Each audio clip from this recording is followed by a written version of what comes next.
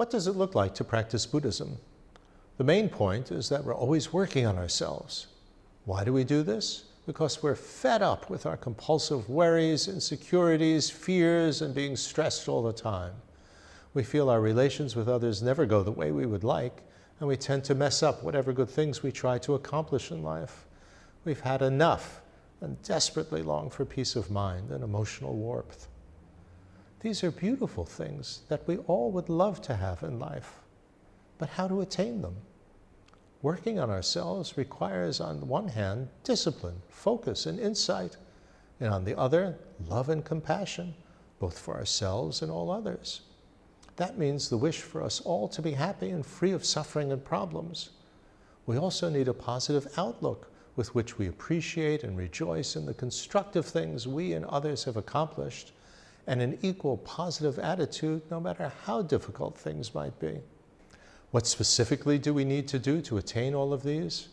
Through repeated meditation, focusing, for instance, on the steady rhythm of our breath, we learn to quiet down our emotional and mental agitation. We need to relax our tension and stress before we can build up positive mental and emotional states like love and compassion. In the process of meditating on the breath, we become introspective. We notice more and more quickly when we're losing our focus, and with discipline, we gently bring our attention back to the breath.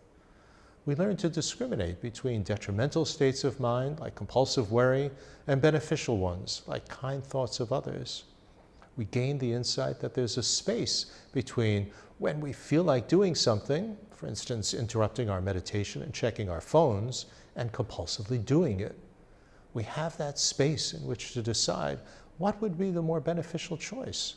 That's one of the greatest insights. We always have a choice. We're not programmed robots. What we learn in meditation, we then apply in our lives. We become aware of our emotions and feelings and what's going on in our minds. We use the space between when we feel like saying or doing something and when we actually do it to decide what would be the best course of action.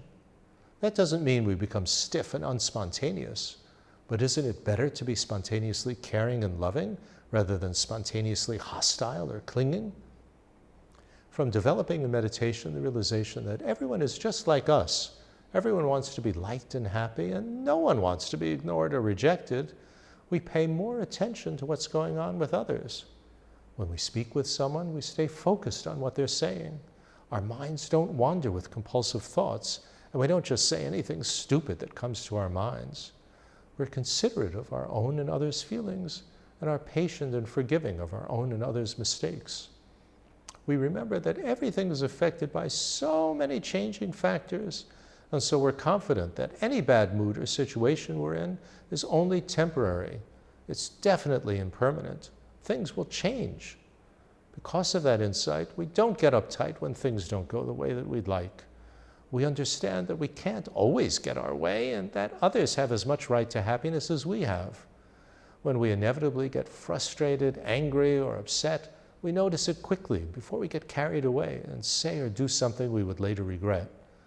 We then apply the methods we've learned to calm ourselves down.